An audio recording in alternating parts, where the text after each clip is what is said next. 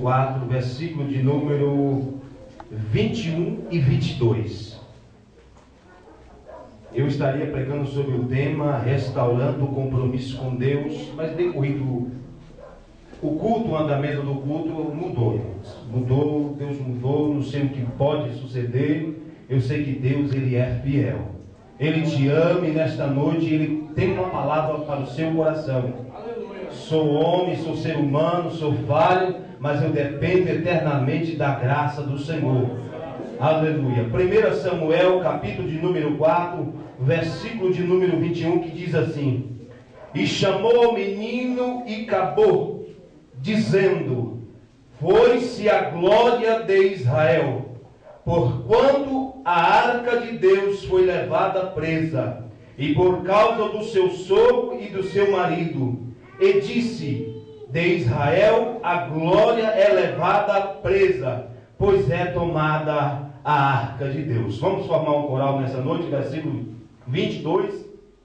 E disse: De Israel a glória é levada presa, pois é tomada a arca de Deus.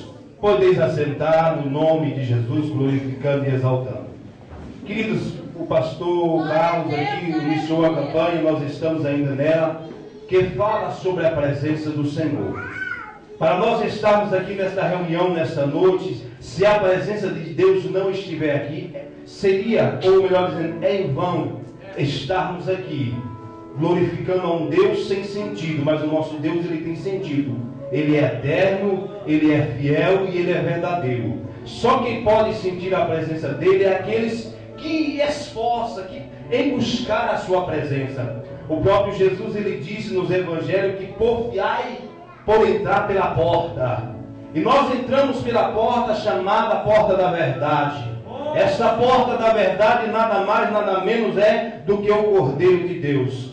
Jesus Cristo diz que ninguém vai ao Pai se primeiro não conhecer a Ele.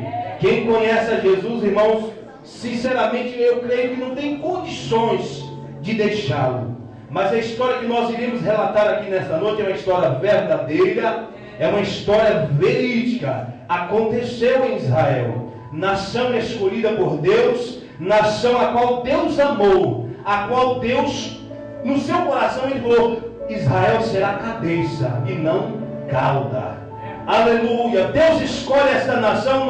Outro dia nós estávamos ministrando em um tema que diz as 3 fases da presença do Senhor. Primeira fase foi Deus desceu aqui, revelou a sua presença, falou com Moisés, deu os ensinamentos ao seu povo, e o povo mesmo assim era rebelde, era desobediente. Deus abria a terra, engolia pai, mãe, filhos, até uma criança de 2 meses de idade. Não tinha nada a ver, mas para que aquela semente mais tarde não fizesse o que o seu próprio pai fez, Deus abria a terra e engolia todos. Mais tarde Deus se cala há 400 anos, que o Senhor fica em silêncio. Deus não fala mais com a nação. Deus não levanta mais nenhum profeta, mas de vez em quando aparece alguém com coragem. Alguém que diz: olha, diz Deus que nos últimos dias vou eu derramar do meu espírito sobre toda a carne. Aí nós vimos que lá está Maria desposada com José, está noiva, quem sabe preparando o enxoval dela para se casar. E de repente aparece um anjo, ela toma um susto, e de repente ele não diz Shalom Adonai, ele diz salve agraciada. Ela sabia que aquela saudação não era a saudação de um judeu, mas ela sabia que era uma saudação diferente. O anjo Gabriel, que é um anjo que traz algo da parte do Senhor, ele leva a resposta. Falou para ela que ela seria uma bênção, ela carregaria no seu ventre a segunda fase da presença, que é o nosso Senhor e Salvador Jesus. Pois bem, ele cresceu, ensinou os doutores, foi até a cruz do Calvário e ali ele morre. Mas ele morreu para que você, eu, nós, pudéssemos ser livres. Livres de quê, irmãos? Da condenação eterna. Havia uma carta que o inimigo chegava diante de Deus e apresentava. Mas Deus mudou a história, o sangue foi vertido, o laço do passarinheiro foi cortado e você é livre para adorar, você é livre para sentir a presença do Senhor. Apesar que algumas pessoas que têm essa presença, ou melhor dizendo, já até perdeu essa presença, já não sente mais, vem à igreja por vir, vem à casa do Senhor por mera coincidência. Mas eu não estou aqui por mera coincidência, eu estou aqui porque o meu Jesus, Ele morreu, mas ao terceiro dia, Ele ressuscitou. E a terceira fase da presença, o Espírito Santo desce no dia de Pentecostes. E quando Ele desce, Ele faz um barulho tremendo, que os homens da ocasião, que ia a Jerusalém uma vez por ano na festa de Pentecostes, e quando chega ali, há um barulho tremendo, havia fogo em cima da cabeça dos 120 que estavam em oração, obedecendo ao chamado do mestre, obedecendo ao pedido: ficai em Jerusalém, que até do alto vós sejais revestidos de poder. Jesus não falou: ficai em Samaria, ficai na Judéia. Não, Ele falou: ficai em Jerusalém, porque o Senhor queria se revelar. A fase da terceira presença desceu no cenáculo. Eles falavam uma nova língua, a qual quem olhava, quem estava ouvindo aquele alvoroço, aleluia, não entendia, estava dizendo: esses homens estão embriagados a essa hora do dia.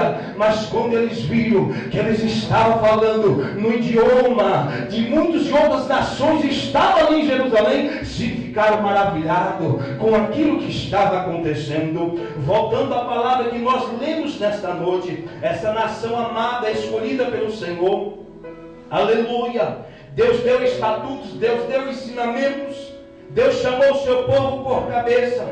E a Bíblia nos diz que o sacerdote que presidia nessa época chamava-se Eli. Segundo a história bíblica, esse sacerdote já estava avançado em idade.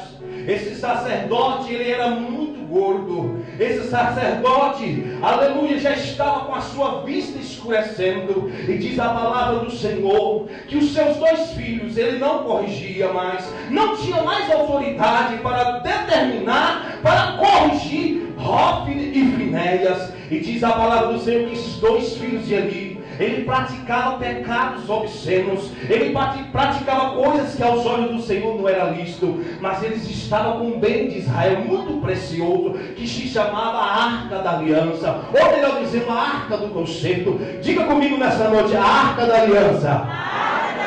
Ela representa a presença de Deus no meio do seu povo. Aleluia. Glória a Jesus. Ele diz a Bíblia que Israel constantemente estava em batalhas, estava guerreando contra uma nação. Porque quando Deus fez a promessa a Abraão, quando Deus chama, Deus escolhe, Deus falou para ele dizendo que todas as demais nações eles teriam que expulsar da terra prometida. Os cananeus, os jebuseus, os amorreus, e assim por diante, os filisteus. O Senhor: vocês vão ter que tomar a terra com força, vocês vão ter que lutar. Mas houve momentos na história de Israel que o Senhor, no meio daquele fogo, com a Arca da Aliança, a Arca da Aliança era um caixote, tinha uma madeira específica ou especial, por nome de acácia. O fogo era difícil consumir aquela madeira. Deus escolhe uma madeira específica, o Senhor dá o